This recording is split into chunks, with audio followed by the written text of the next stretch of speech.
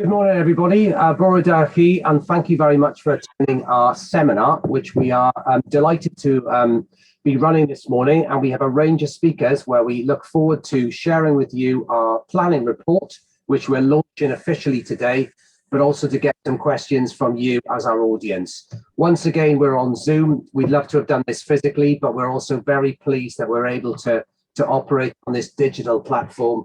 I'm sure you're all very used to operating on this now.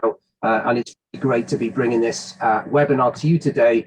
One of a series of events that we've been running over the last year in response to COVID, but I think the world will never be the same again. I'm sure you'll all agree that.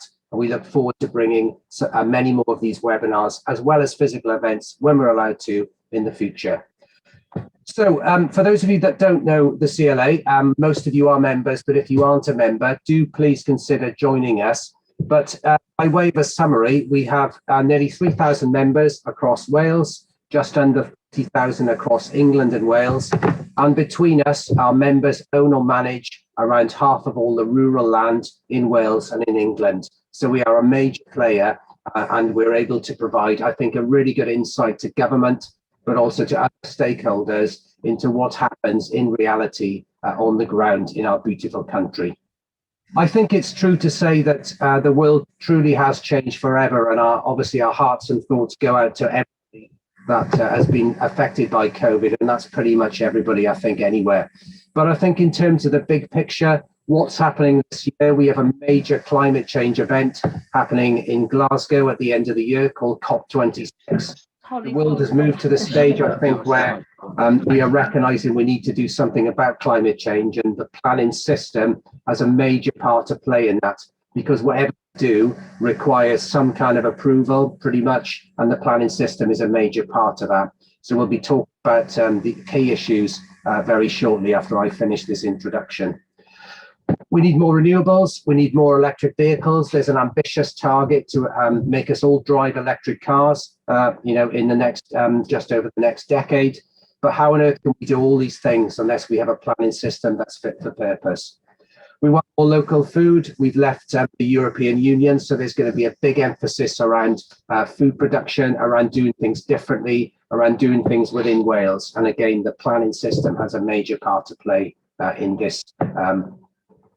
In every particular way. And I think where we are now on the 16th of March, those of you that are running diversified businesses, those of you that are involved in the tourism or visitors sector, you thought of what this year would look like months ago. But I think for the rest of the population, we're starting to think, am I going to go on holiday? Where am I going to go? Can I please get out and about and do things? So it feels like it's a very critical time now to work out what this year is going to look like, and also what the future will look like indeed for all of us. We're all probably rather fed up of talking about COVID, but indeed in terms of economic recovery, it's had such a huge impact on the public purse, and we do need this year, 2021, to be very different, I think, to all the other years that have come before it. We've raised this repeatedly with Welsh Government and other statutory bodies, and it's things like having the ability to do things differently on a temporary basis. We call them something called the permitted development rights. In England, they've allowed an increase from 28 to 56 days. That's now in place. We've asked Welsh Government to do similarly, and we do understand this will happen, but it is going to take a while. And I think that is our frustrations about things often feel like they take a while. Those of you that run businesses want to wake up tomorrow and do it straight away, and it's the system that tends to slow things down. And I think that's our frustration, that the system can be expensive, it can be bureaucratic. You often wait months and months to get a result. It's not the right result, so you have to do another report, you have to do some more work, and it's this delay and this frustration that prevents very good viable businesses either growing or indeed surviving in the current climate. So just to conclude, we don't have all the answers, neither does anybody, but what we have done in our report is set out a series of recommendations that we hope will help Welsh Government and the other statutory bodies, the local planning authorities, to think about and see if they can do something to make this year very different to previous years, and indeed allow us to all drive forward our businesses in the correct way. and a way that is reflective of what is happening in society. I'm delighted to introduce our first speaker, Fenella Collins, who's our head of planning. Fenella, perhaps you could join everybody and tell us a bit about our report, please. Thank you very much. Thank you, Nigel. Thank you, and thank you to all of you who are out there listening. I can't see your faces, but hopefully in the Q&A we'll be able to meet face to face. So what is the Rural Powerhouse? The CLA Rural Powerhouse is a CLA campaign that we launched during the 2019 general election. It's a platform that actually aims to deliver for the economy in rural areas, both in England and today, especially in Wales. And it's to ensure that the economy in rural areas provides the potential for economic growth, for job creation and wider prosperity, but also to deliver all the environmental outcomes and social outcomes that we also want too. Its ultimate aim is to unleash the potential of the rural economy by closing the rural productivity gap and transforming the lives of people who live and work in the Welsh countryside.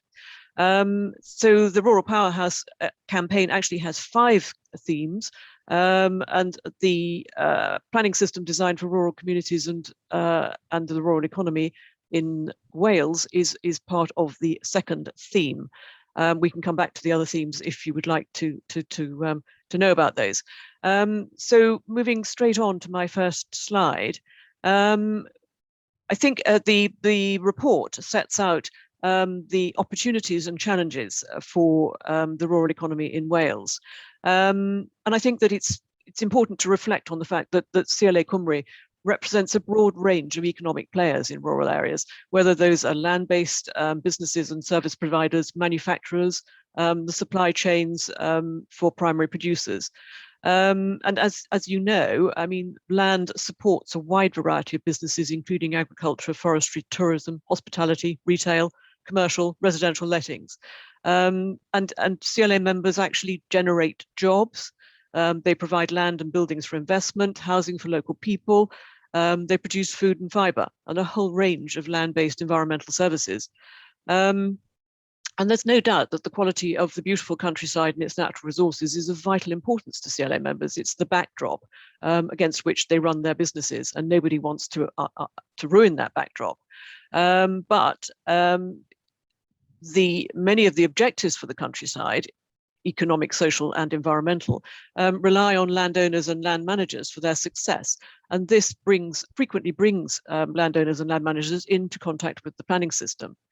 And I think the ideas set out in this report aim to assist both members, but also Welsh Government, to grow the economy in rural areas with little upfront funding, but without impacting too much on the natural beauty that exists across Wales. And I think it's an opportunity that shouldn't be missed. But there are challenges facing the rural economy and communities. It's very diverse. It relies on very heavily on micro, small and medium-sized enterprises. There's no doubt that productivity per worker in areas of rural Wales has increased over the past decade in line with other areas of Wales. But at the same time, productivity per worker in rural areas remains below the Wales average. And that is something that this report aims to change. There are a number of challenges facing the rural economy today, and I think probably for me the most important is responding to community needs. I have often heard from members that they have hopes and needs for their rural communities, for themselves as well, for better jobs, for housing, transport, and services. And those needs are very similar to those to people living in urban areas. But it's the CLA's experience and CLA members' experience that many in the countryside feel that they're not actually receiving the benefits of economic growth. And that perhaps the Welsh Government needs to do more to build a relationship between rural businesses, rural life, and the environment to create a more prosperous and equal Wales. The second challenge is balancing the economy. The economy in rural areas in Wales does lag behind urban areas. I think that's probably because there is still this rather outdated view that rural economies are dominated by primary industries such as agriculture and forestry and small-scale tourism. But I think, in fact, the sectoral composition of what actually takes place in rural Wales is probably similar to urban areas. It's just that the business base in rural areas needs to grow faster and better, in line with ensuring that the scale of growth does not impact on natural beauty. Then there, of course, is recovering from the economic impact of COVID, which Nigel has already mentioned. This has had, as you know, as I'm sure you're aware, a hugely damaging effect on the economy in rural areas across all sectors, but especially in terms of leisure, tourism, events, and hospitality. And the question is, you know, I mean, some of that damage may in fact be temporary, but some of the lost economic activity may never actually come back. So going on to my next slide, why is the rural powerhouse so critical now? Well, the economies in rural areas are entering a period of significant change, probably the biggest since the UK actually entered the Common Agricultural Policy nearly 50 years ago. The UK's recent departure from the European Union and the new trading relationships this is going to bring will create both opportunities and risks. And then these, I think, changes come alongside new expectations and perceptions about what the countryside is actually there for, and the nature and makeup of the economies in rural areas. I think an additional and profound change that is coming forward is heralded by the Welsh Government's publication of the Agriculture White Paper. This sets out plans for what may be the biggest changes in agricultural policy for decades, paving the way for the introduction of a bill at some point very soon. And I think that these changes are likely to lead to the restructuring of the agricultural sector, with perhaps some land assets becoming more available for other more profitable uses, such as tourism, diversification, and small-scale housing developments. But if rural businesses were more easily able to obtain planning permissions for beneficial economic development, including, I would suggest, critically needed affordable housing and other types of housing in rural areas, then I think that would then bring people into rural areas. Diversification opportunities could be more easily realized through the mechanisms that we are setting out in this report. So moving on to the next slide, how does the planning system restrict the potential of the rural economy? Well, we've run a number, CLA has run a number of member surveys over the years, and our 2018 survey about planning applications and what members felt about those demonstrated that members across England and Wales especially see the planning system as a significant barrier to economic growth. We're constantly told of planning applications and decision making that is plagued by delays, additional costs, unrealistic demands, and again, this out-of-date perception of what actually constitutes the rural economy. I think that they find the planning system inefficient, ineffective, and opaque.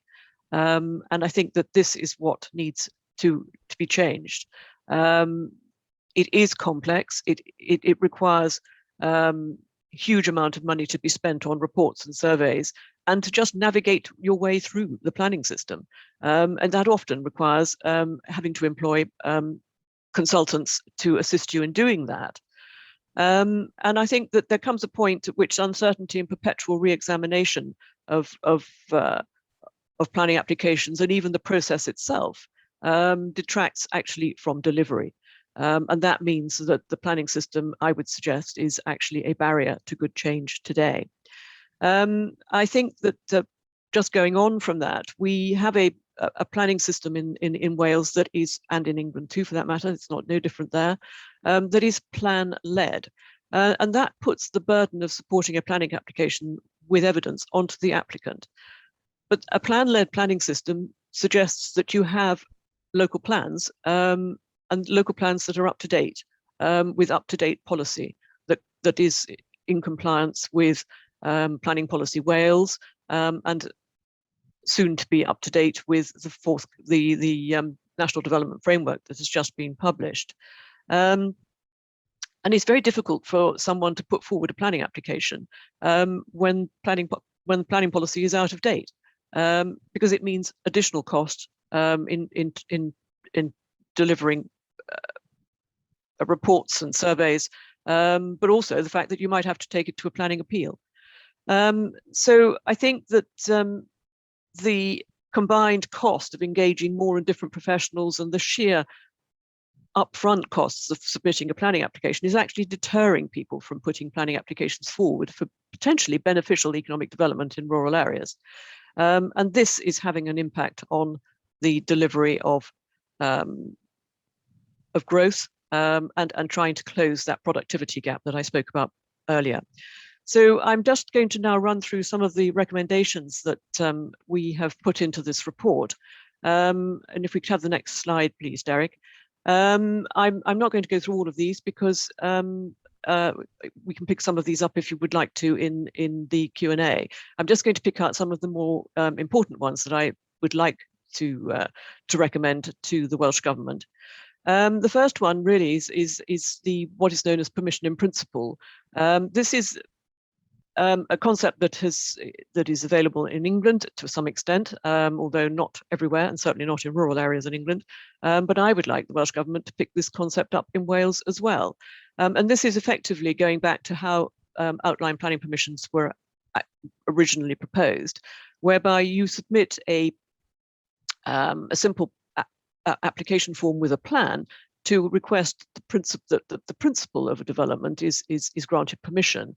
And then you, if you are able to obtain that sort of permission, you then you have a two-stage process, and the second stage of the process is that you then, having achieved your permission in principle, you actually then feel incentivized to go back and spend a lot of money on the necessary reports and surveys, which then go forward for a second stage in the process for what is known as the technical details consent. I think that pushing the costs back in the planning application process for rural economic development would be eminently suitable, especially when you bear in mind that the costs of a planning application, of submitting a planning application, are coming out of fluctuating farm incomes, and you know, or a loan. And if you have to push all these costs into the front end of your planning application process, it rather deters you from doing that if you just do not feel you're going to get a beneficial outcome at the other end of the decision-making process. So I am advocating the introduction of permission principle process, and that it be extended to rural economic development as a mechanism for incentivizing the delivery of more economic growth, small scale, in rural areas in Wales. Secondly, I just wanted to touch on permitted development rights. I think that given the level of local plans that are not up to date in Wales, that it would be useful for permitted development rights to be introduced for the change of use of farm buildings, to either or a range of flexible commercial uses or to residential use, because I think that these would be eminently useful to help Welsh farming businesses to provide a boost to rural economic growth, through the creation of new workspace, increased numbers of and better quality jobs, and the creation of new houses in rural communities. It's a much easier route, quicker route. They would obviously be the subject of some form of prior approval application, but it is a cheaper and quicker route for achieving permissions at the moment. And I also think that there is the opportunity for the Welsh Government to consider permitted development rights for new build affordable homes at discounted rents on rural exception sites. I think that would be a mechanism that rural landowners probably would welcome, because they are the ones who live in and around their communities and can see the need for new homes, and would probably be quite prepared to put forward a small quantity of land for a small scale development in or around a village. Another mechanism is to, if there are redundant pubs out there or rural community buildings that are redundant at the moment, then again, permitted development rights for change of use of those to deliver rural business hubs for small starter businesses. I think that would be a useful one as well. There's been a lot of work done on heritage reforms in Wales, and I think, as many people will know, heritage is extremely expensive to maintain. and that without sympathetic change to keep it valued and viable, it's likely that it won't survive in the long term, and you will see lots of buildings just simply falling down into a pile of stones. I think the heritage protection system is highly labour intensive, but it requires a higher number of staff, and what we would like is for the Welsh Government to streamline it so that the heritage protection system can work with the resources that are actually available and protect heritage, perhaps more so than it is today. On this slide, the last one, delivering up-to-date local plans, local development plans. I mean, this is crucial. If you're going to have a plan-led planning system, then there must be up-to-date local plans. And we recommend that now that Future Wales has been published, that all local plans should be up to date by 2024, and that they must be regularly reviewed and kept up to date. Because it's only by having up-to-date local plans that you can actually deliver rural economic growth at a steady pace. On to the next slide. I am aware that that a number of members live in villages where perhaps development is not allowed at all, and that's perhaps because the village is considered to be unsustainable, and it's probably unsustainable because it's lost most of its services, public services. Often we're finding that it's because the village has no services that it's just then stuck into the category of being unsustainable, and that means no development will ever take place there ever again. And so I think that it's time for the housing needs assessments for these places, these small villages, to be updated so that they are actually considered against modern day criteria, as opposed to whether or not there is a pub, a bank, a bus stop. We need, most places now should have broadband, but they need much more of that.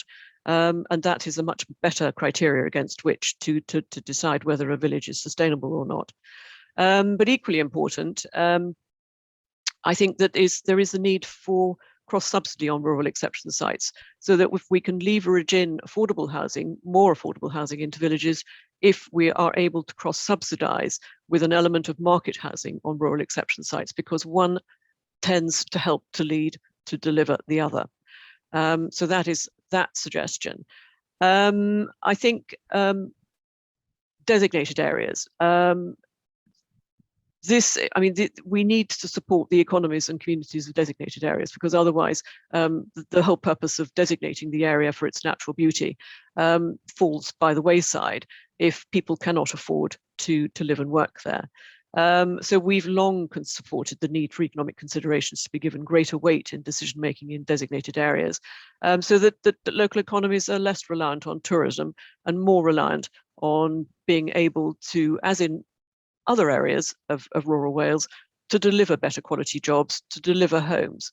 One of the biggest concerns in designated areas, of course, is the loss of younger people who simply are moving out of these places because they can't find jobs and they can't find places to live. And that requires a change of mindset, in my opinion, to ensure that the economies in these areas, which include very attractive landscapes where people want to live and work and visit, they must be able to be economically viable. And if you're working with the narrowest margins and uncertain economic viability, then it becomes very difficult to feel incentivized to submit a planning application. I'm moving on very quickly to resourcing the planning system. It's crucially important that the planning system is properly resourced, or if the resources are finite, then that the system has to be made to work in order to deliver the planning system that the government wishes to deliver. We'll leave some of the other recommendations because I think I'm running out of time. So I just want to move on to my last slides about the business case. The report does include a business case, and it includes the fact that we know that there is counter-urbanization, and the fact that this will bring a lot of highly entrepreneurial, highly creative, technologically minded businesses to rural areas. And there is going to be, that has the potential to deliver quite a significant economic growth to rural areas, as long as the planning system allows that to happen. And my final slide really is about the fact that what we actually need is a transformed planning system that recognises the importance of a broader economy in rural areas, and which provides a more level playing field across Wales for appropriate and sustainable business and housing development. And that sustainable development in rural areas, which has 3 pillars, is dealt with in as balanced a manner as possible within a reformed and transformed planning system. Thank you very much. Fenella, thank you very much for that. I think what you've done is really set out the key issues in the report and raised a lot of questions. So a reminder to all of our delegates, if you do have a question, do hang on to it. There will be plenty of time at the end, and we'll explain to you how you can facilitate that process later. So thank you, Fenella, and moving swiftly on to you, Adrian. Fenella talked a lot about special landscapes and what needs to be special and preserved. You are part of one of those areas, but I think what we've really been impressed by your particular story is how you've managed to combine that sort of thinking with supporting local communities. So, Adrian, really look forward to hearing your story to success.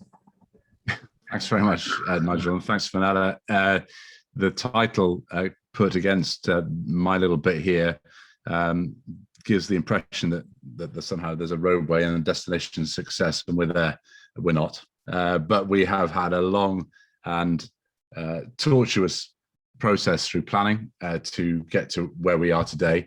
And yeah, we are getting there. And I'll just talk now, I think, about how we feel we approached all the challenges that Fenella has put out so clearly there, and how we tried to manage those challenges so that we could get to where we wanted to get. And so just, if we could just make a start, Derek is going to be running the slides for me.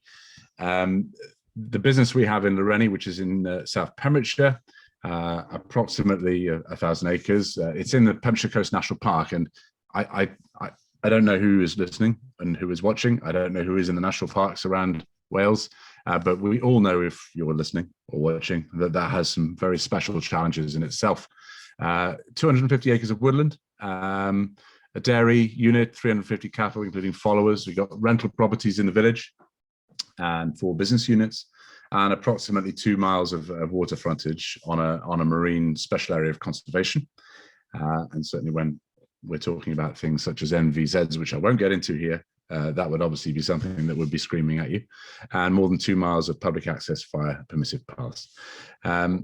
Really important to understand that I'm talking to you because I talk a lot. My father is the one who should be talking to you as the person who has, in fact, started a project more than 50 years ago to regenerate a rural village, which was down to very sort of single figure property, residences, and a farming operation that was becoming increasingly disconnected from the village as mechanization took over a familiar dynamic in the countryside. And this is how Dad had effectively recognized that the future for rural communities such as Lawrenny was to give them a purpose again, and a purpose with people in it. And you had to have a dynamic where people found that they could live and work in a community, and to make sure that that community could sustain all the resources that it required to be a viable community. That involves building houses because we needed people. A very small village, as I said, and it was quite clear that all the natural things that bring quality of life, such as shops or post offices or sports clubs, pubs, whatever, just simply would need that year-round population to ensure that they could survive. So building houses was something that he started at the end of the 70s, and restoring existing housing stock. And then to make sure that there was an enduring population throughout the year. Another challenge he faced was the fact that we are in a national park, and as beautiful as they are sometimes slightly self-defeating as they seek to foster economic and social well-being, because they become honeypots for second homeowners, and locals get priced out. So to try and combat that challenge, it was about trying to create a large rental stock whereby people could be there in long-term rented accommodation if they couldn't buy, maintain the existing family structures and community structures that have been here for generations. So critically, I think it was a recognition on this mythical path to success that as an investor, a landowner, you are a stakeholder in such complex ways that you had to try in everything you did to try and to use all those emotional connections you have as a part of a community in how you develop your business, if it's house building. And I think really, we are in a unique situation. Any of us who are owning land or in a controlling environment where there's agricultural business that's a significant part of a community, we're in a really privileged situation where we can emotionally invest as well as financially invest. And I think when it comes to planning, I think that planning is a complete mismatch for that process. It just simply doesn't recognize how we are there to try and foster some form of social growth and economic growth. And I think that's a major challenge that we've tried to overcome. And I'm just going to talk a little bit about how we did that. So if Derek would take me to the next slide, what our strategy was broadly was, we've jumped, that's it. Broadly, the strategy was to re-establish a sustainable rural community in the way I described, and to enable a working population to thrive. Okay, so that was the broad strategy as a major stakeholder in a very small place. Secondly, then on a business front, it was to fortify a viable family business for future generations, but based around a robust property portfolio as well as a modern and effective farming operation. Okay, so the opportunity has been touched on by Fenella. I think we see a huge opportunity suddenly to realize what Dad had started in the 70s, as people for the first time again look at rural communities as a really sound place to go and live and work. And connectivity is making that all possible. And the challenge, well, planning is a challenge, as I said, and investment of this kind is not as straightforward as it seems, but there are many other challenges which I'm going to touch on a bit. So if we could just go to the next slide, and I will introduce you to the development itself. This is in fact just a plan of the development that we worked up in 2009. Now, what we did is we wanted to take the farm away from the village. As I said, the connections between the farm and the community had been becoming more and more fragmented. Antisocial noises, smells, working times and so on, not compatible with a community that was really very little to do with farming anymore. So we went out, and to try and deal with the barriers that we knew we were going to confront, we tried to invest in a plan that was the right plan, as we felt, for the community. So how did we do that? We went and launched a competition in conjunction with REBA to find an architect who could deliver the vision that we had for the development in the village. And so we launched the competition. We had more than 100 entries from around Europe, and we found a short list of 4. In the end, our designs that were brought to us by the RIBA. We then took those plans and we took them to the community, and we took a space in the village hall. We put all 4 plans up. We left open books at the foot of the plans, and we invited the community and anyone who wanted to come over a period of time to look at those 4 different plans and to pass comment. The plans, the request we made to the architects, the challenge we laid down to the architects was to recognize that there was an existing community, to grow within that community. Bearing in mind, this was nearly doubling the size of the village. That was a major challenge. We wanted, already seeing the net zero on the horizon, the net zero issues on the horizon, we wanted sustainable housing, and that was very important. Design-wise, it had to be in keeping, to try to use the vernacular, the materials that have been used for centuries in the village. But most importantly, to be able to put this in a form that the community could engage with. Well, it was a very successful process. Community did engage. They chose one architect above all others. It was in fact the same architect that we chose at the shortlist, and it was a Bristol architect who came up with a design, a solution that we felt was in keeping. Now, the most critical thing about the design was that to the north of the plan, where the dairy complex was, we were to replace that with offices and workshops. This was outside the development limit laid out in the local plan, but because it was employment related, the planners we knew would recognize that as a reasonable thing to add. But for us, it wasn't just reasonable, it was critical. I tell this story, and I don't mean to do it in a way to discredit that in any way, shape or form, but in the 80s, when the telephone system started to carry modem signals and we were able to pass electronic data along modems, Dad invested in what was called Prestel, I think it was, a system that predates the internet, and put these Prestel systems in an old stable that he developed and turned into an office. And I think I even remember the headline in the local paper. It was something like, teleworking has arrived.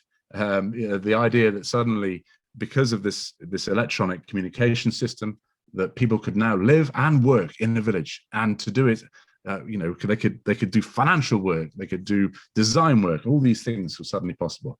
Well, that was in the 80s. He was a little bit ahead of his time, but what he saw and foresaw was what has happened now. After some lobbying, I persuaded Openreach to bring fibre to the village, and we built into the plan these offices and workshops.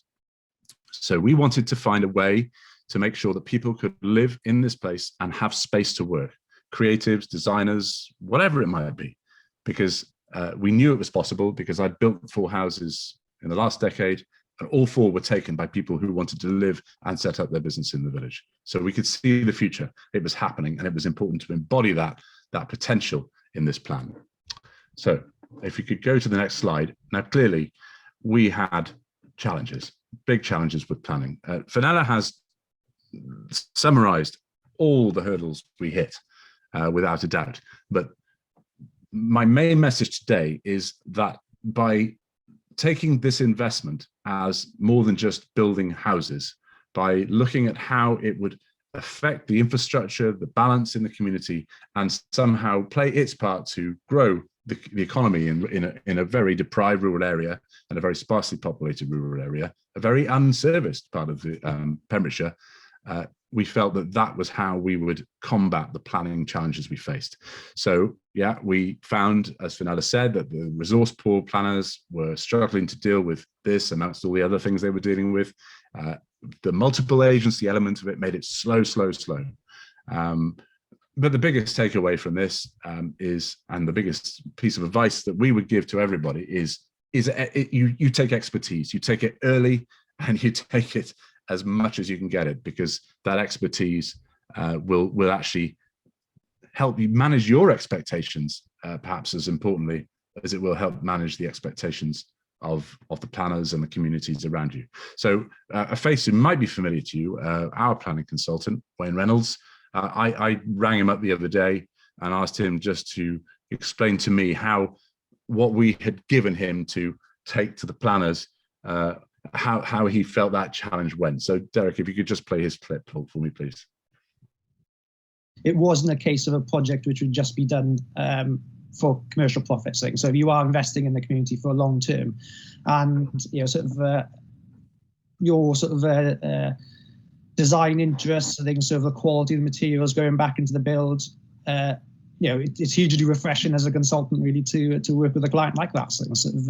And also seeing what you wanted to achieve on the farming side of it as well. Then really, you've been, a very high-end commercial farm, effectively, investing, for the next 50 years, effectively, in the equipment and the buildings and slurry stores and capacity you've put in place.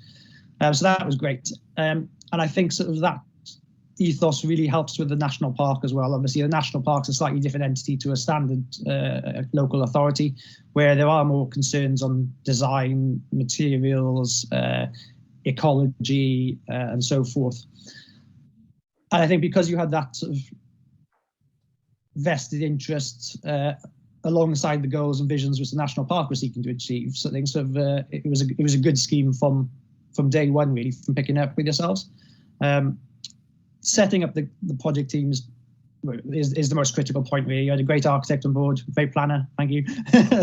And same with the ecology aspects as well, and the engineering side as well. And obviously now it's evolving on that you've got a great team for the construction side of it as well. So because there are so many regs these days that you've got to keep on your toes. Things that you can't muddle through these days with certainly the ecology side of it, the new drainage regs coming in, SUDS, and the ecology regs now from NRW in terms of nitrates and phosphates and stuff like that. Things there's a whole raft of people who really need to input into it, and if you haven't got that from day one, the scheme's pretty much on the back foot from the off.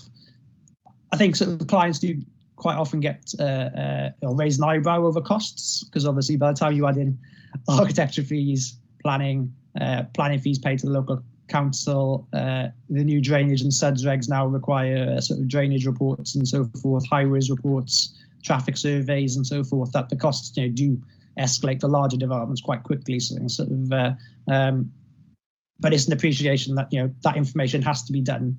And if it's not done, when you do get to planning stages, and we've seen in the past where we've taken on sites from other consultancies where they haven't provided sufficient information, that planners refuse them on quite straightforward grounds. So it is very much important to invest from day one to make sure that you do get the plan applications through. Brilliant, Wayne. Well, thank you very much for that. Thanks for your time. So, in conclusion, on the last slide, Wayne touches on it there. What you put into this, you will get out of it in terms of success, I would hope. You cannot afford to just make selling houses your business end goal if you're lucky enough to have the opportunity to develop on your land. You have to look at all the other elements that is associated with. Take on advisors before you even start dreaming. Don't get that envelope out and the pen and start drawing on the back, because it won't be recognizable when you get to the end game. Working with your community from the outset, absolutely vital. We've had almost total buy-in from the community for our development, and that has been so important with the planners. And look, the main message, remind yourself daily, and I doubt anyone needs to be reminded of this, that you are a critical agent of the rural economy. Our time has come where we can make a massive impact at one of the most exciting times potentially for the rural economy. And we can do that, and we need to build trust again with planners. And we're not developers, we're investors in the rural economy, and people need to recognize that. We need to earn that recognition as well, but we can do it if we bring quality to the public and say, this is what we want to do, and this is why we want to do it. So thank you very much. Adrian, thank you ever so much for your presentation. A couple of things that I really got out of that is the point you make about villages and rural economy needs people. We need places, we need housing, we need people to take part in that society, and you're investing in your community and you're not developers. So I think there's some good takeaways from that particular part of your presentation. So thank you very much. If I can just remind everybody that we do have a chance for some questions at the end, so do keep thinking about what you'd like to say. You can either put them in the chat bar or you can ask them directly yourselves. So I'm now going to move on to the Q&A section. If I can introduce Lloyd James from Owen and Owen from Pembroke, and also Rhys Davies from Cadnant Planning, and the direct opposite part of the country, Rhys from North Wales. So we're very pleased to have that North split in the panel to talk about your experiences, really, about the work that you're involved in. But I wonder if I could first ask you, Lloyd, are you happy to just give us a very, very quick summary about where you're from and what you're up to, and then tell us a few of your reflections on the report, please? Very brief would be great. Thank you very much, Lloyd. No problem. Thanks, Nigel, and hello, everybody. So I'm Lloyd James. I'm the Managing Director of Owen and Owen. We're a firm of specialist land and estate managers. So we work in West, South and Mid Wales, and deal with a range of clients from large landed estates to farms, leisure businesses, and everybody in between. And so we deal a lot with day-to-day management, and some of that is diversified businesses, a lot of those with leisure, and we've done a lot with planning, both with local authorities and the national park. And really, pleased to see what the CLA are doing to try and highlight some of the real issues that we have in delivering rural development that is sustainable, sympathetic, and most importantly, is economic, so that it can be delivered. So yeah, just good to have a chat and put our weight behind this excellent report. Thank you, Lloyd. That's really excellent. Rhys, could I just hand over to you to introduce yourself and just say a couple of words about the report, please? Yes, thanks very much. I'm Rhys Davies, Director with Cadnant Planning. We've got offices in Conwy in North Wales and in Chester as well. So we work throughout Wales, though principally North and Mid Wales, given the usual travel difficulties, and also kind of do quite a bit of work over in North West England as well. So with that in mind, this of having the office here in Conwy and the office in Chester gives us quite a useful perspective on the differing approaches to rural planning in Wales and England. We've worked on sort of touching on the presentation by Adrian Lawrenny. We worked with Lawrenny Estates over the border in Chester on kind of quite a number of schemes within their rural villages, where again the key there is to kind of make sure that the rural villages remain sustainable.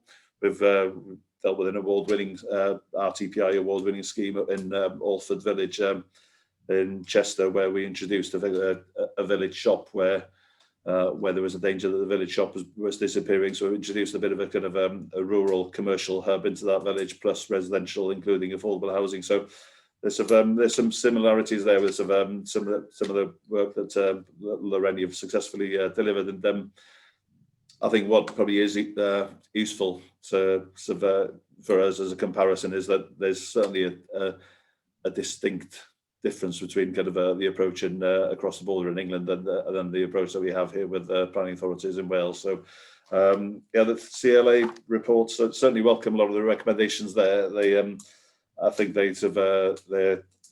ambitious, given the way the kind of planning policies kind of seems to be going in Wales, and certainly kind of on the given the recent release of Future Wales, kind of the Future Wales document, that certainly doesn't go anywhere near far enough. So hopefully the recommendations in the CLA document will help kind of nudge things in the right direction as we go forward. Rhys, thank you very much for that. That's really helpful to find a bit more about the kind of work that you're involved in, and the point about what happens in Wales and what happens in England are often not the same, and particularly if you're working on the border, that can often be quite frustrating. So I'm delighted to say we're now onto the Q&A section. I can't see anybody at the moment who's put anything into the chat bar, so we'll do our best to make sure that we can see you. But if you'd either like to raise your hand or wave or put something in the reactions box, be delighted to take some questions and then hand over to the panel to answer those. So would anybody like to kick off with a question? And just those of you that aren't on video, if you'd like to put your video on, we can then see you. But would anybody like to ask a question to start, please? Just trying to see if I can see anybody's hand. Johnny, it looks like you're trying to say something, Johnny. You're on mute, Johnny. I know that. I'm writing it, Nigel, because then my thoughts will be more succinct. Here you are. Wait a minute. Market housing and affordable. I'll pick those up in a sec. Keep writing unless you want to ask your question, but I'll pick yours up in 1 second if that's okay. Thank you very much. Okay, first question then.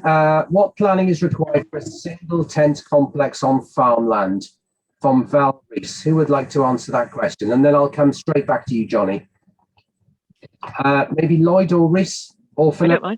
I don't mind making a start, and then Lloyd and Rhys can come in and correct me. Excuse me, I've got a cough. I'm here. I've got a cough. Yes. There are permitted development rights for tents. So it could either be that you'd be able to do it under permitted development rights. Off the top of my head, I can't remember what those are, but if that is possible, then do it under permitted development rights. If not, then yes, planning permission would be required. Depends on how long you want to do it for. If you want to do it for 365 days of the year, then almost certainly you will need planning permission. If it comes within the permitted development rights, then you won't.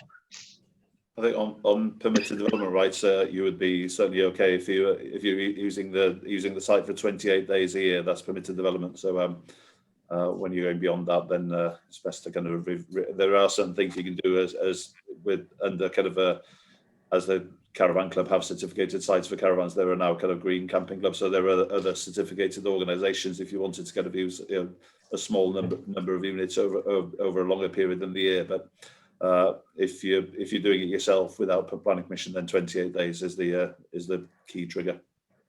Thank you, Rhys. The questions are coming in fast, so that's fabulous. Thank you. I'm just going to go through the chat bar, and then if anybody has got a question, please raise your hand, and we'll make sure that we come back to you. So thank you, Johnny. Is there any progress on cross-subsidy market housing and affordable on the same site as CLA have urged the Welsh Government for many moons? I'd like to pick that one up. Is that Rhys or maybe Lloyd? I think that, yeah, Rhys, do you want to go first? Yeah, I mean the latest version of Planning Policy Wales and the Future Wales document does refer to affordable housing-led housing allocations. So I don't think it kind of it doesn't go as far at the moment as kind of if someone's looking at a as a specific planning application, whether it's kind of whether it's an exception site or a site that's not currently allocated, then guys doesn't go as far at the moment as kind of as allowing market housing to be cross-funded by affordables, and that's certainly kind of a key and important recommendation, I think, in the CLA paper. There has been in the past, Conwy Council did have a policy within the smaller settlements where on the fringe of smaller settlements they would allow affordable housing to be cross-subsidised by market housing. So normally on a kind of 1/3, 2/3 kind of basis.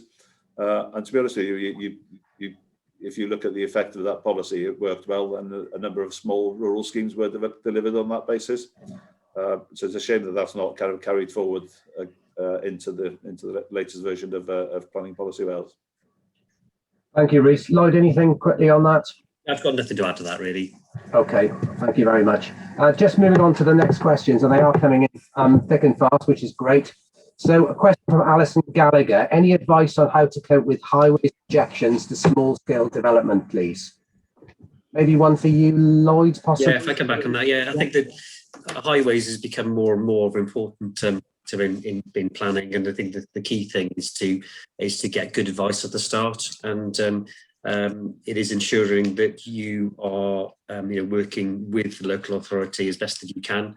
So highways is something that can be very matter of fact, in that it'll either work or it won't, but it's how you design around that. So even if there are objections on highways, is looking to see how you can overcome those, and whether or not that is something to do with it if we are close to a trunk road or something like that. But really it goes back to getting good advice, and I think going back to the CLA in terms of where we've got business members who are advisors who advise on highways, is back to go back to Nigel, and they can put you in touch with somebody who would be able to provide you with the advice you need.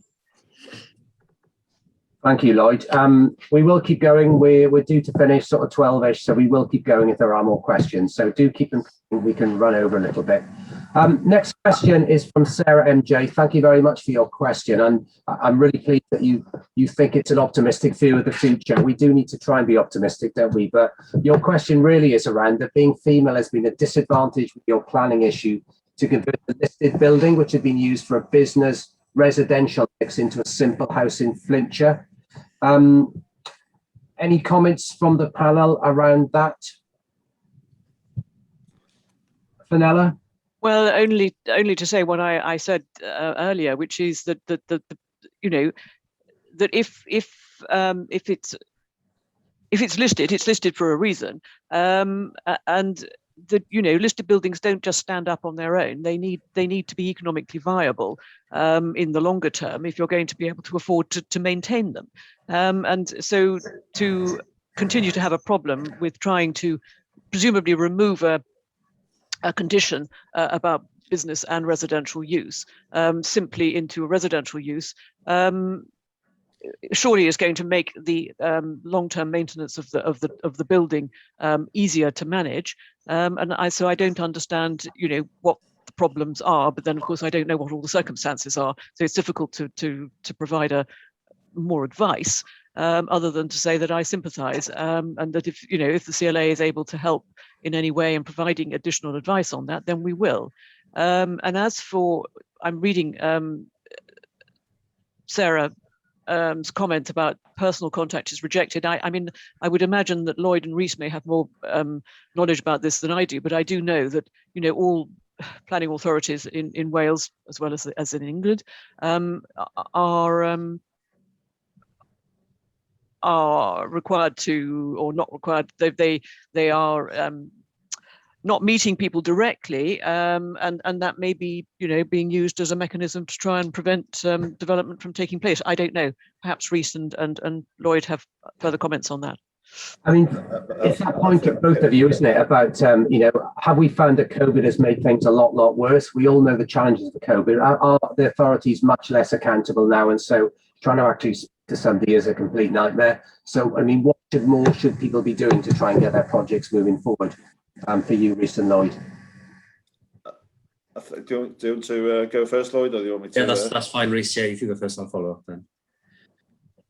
Over to you, Rhys. So it's well, the one thing I would say to Sarah is certainly in terms of kind of contact with Fincher and finding it difficult to get contact from officers. There is I would certainly say don't take it personally, because it's a very common kind of message that we're hearing from a lot of people at the moment, and even from planning agents like ourselves and others as well. The sort of contact with certain authorities has been very difficult, kind of during the kind of COVID pandemic, and sort of Flintshire as well in terms of kind of their pre-application kind of advice service have been dreadfully slow, sort of even pre-pandemic. So it is an issue, and I see that you've had to kind of bring some sort of experts on board to try and kind of move things forward. But I mean, another option is that if you're finding that you can't get hold of the right officers, or you can't get to speak to the right people in some of these authorities, is always bear in mind that you have got your local elected member there, and sometimes it's worth picking up the phone to the local councillor to see whether they can nudge officers along. It has been certainly difficult at the beginning of this year to make contact with some officers, and there's certainly kind of a huge kind of variation between authorities as to how I think how well they've dealt with the pandemic. As an example, I think Denbighshire Council, we can probably get hold of an officer there, send an email, they'll ring you back straight away, kind of thing. So there's a big variation between authorities. I think it's been difficult for a lot of people, I think, to be honest with you, over the last kind of a year or so, and probably more so beginning of this year. Thank you, Rhys. Lloyd, anything to add to that? Just to reiterate that is that we're finding the same thing really, is that it's certainly don't take it personal, because it is we have the same issues, whether it is a single property scheme or a conversion, or some of the larger scale developments that we're working on, which could be say 100 houses, so that sort of size, is that the general disconnect there is to outside of local authorities is really quite difficult, and COVID has made that even more difficult really. But I would say that it is, Rhys made a good point there, is don't forget about your local elected members. They're there to represent you, so don't be afraid to contact them and say, look, I'm having problems with getting contact, can you help me? But also ensuring that you follow that up with an email or somewhere, so that you've got somebody to refer back to you, say that I've got something specific to talk about, and unfortunately it is persevere, and it isn't that the consultants have a direct line that is only available to us. It's sadly not the case. So it is not easy at the moment. Thank you, Lloyd. That's really helpful, and indeed you, Rhys, for highlighting some of the issues there. I think keep going and persevere really is the main thing, isn't it?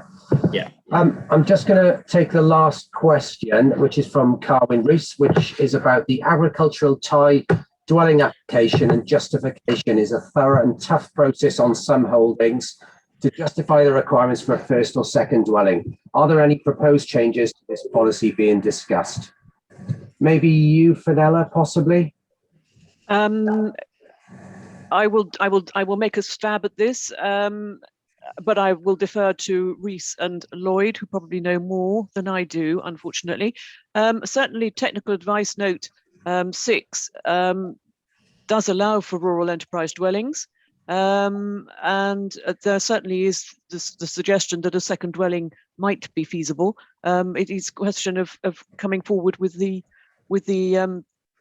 evidence to support the need for another dwelling on a farm. Rhys or Lloyd, anything to add? Yeah, if I was going to say that really one of the issues that we've found is that over the years, and this is probably over a 20-30 year period, is that you found that there's been quite a lot of abuse is the best way to describe it of what is now called TAN 6 in in the number of properties where there's been something built with an ag tie, and then the pressure has been on, not quite straight away, but very soon after, to get that lifted and being seen as being a mechanism to have development in the countryside, when actually there is very much a need for rural businesses to be located in the countryside, and not just necessarily agricultural and forestry dwellings.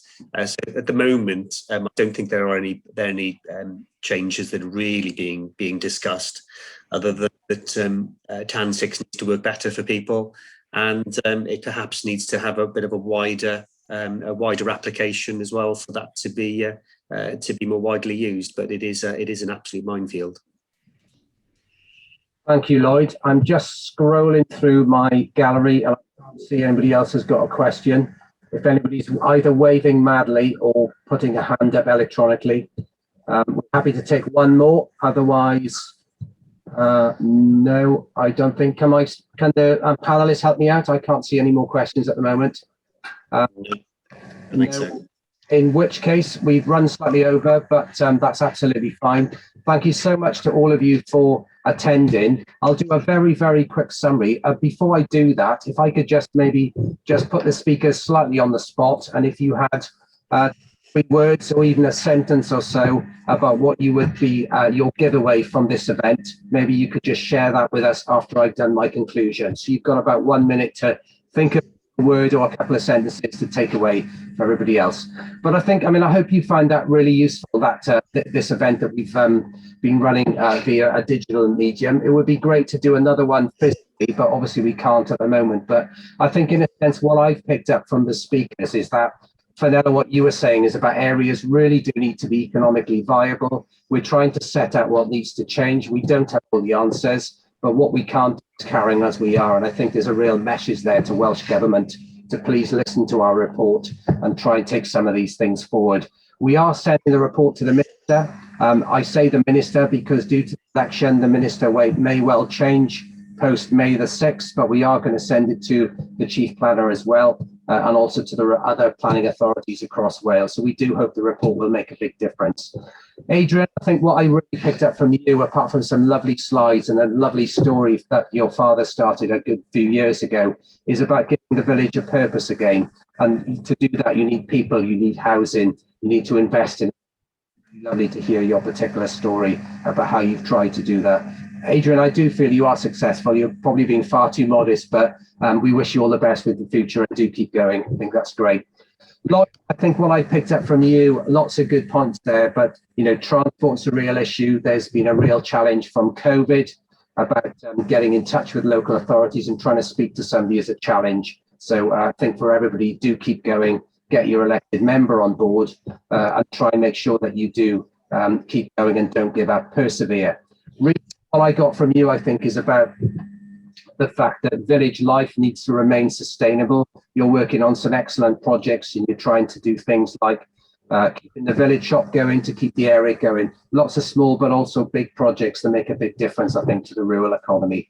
So thank all of our speakers.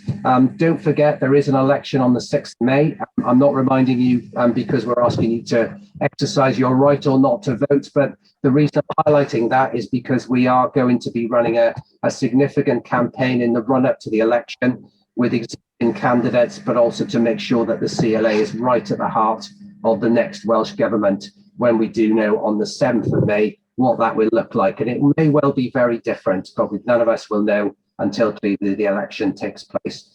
So just to finish off then, could I maybe come to you, Fenella, for your couple of words of wisdom, or indeed a couple of sentences that people can take away.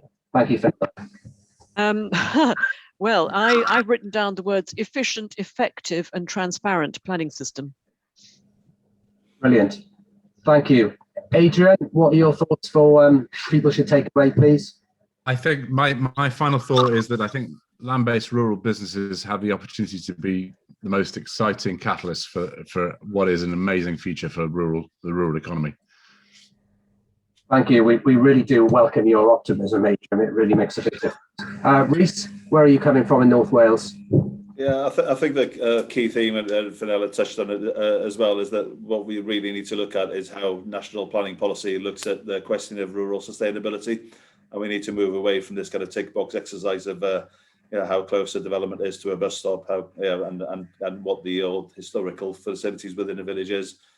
We need to look at things like clusters of villages that work well with towns. If you're 3 miles away from a town now and you haven't got a bus service, then things are moving so fast in terms of electric bikes. There are other ways of travel. So we need to completely revisit how we assess rural sustainability. Yeah, Rhys. And last but certainly not least, Lloyd, any words of wisdom for our delegates? Yeah, I think it was to reiterate that what we need in terms of development is sustainable, sympathetic and economically viable development, is that rural areas need to be vibrant, and to do that, development needs to be part of that. And certainly what the CLA putting forward as part of this paper, I hope the Welsh Government take on board some of the points that are raised there, because I think that it makes a valuable contribution to the discussion. Thank you. Thank you again very much to all of our speakers. Thank you all very much for attending. Do have a fabulous rest of the day, and we will be in touch about our events in due course. So diolch yn fawr. Thank you very much.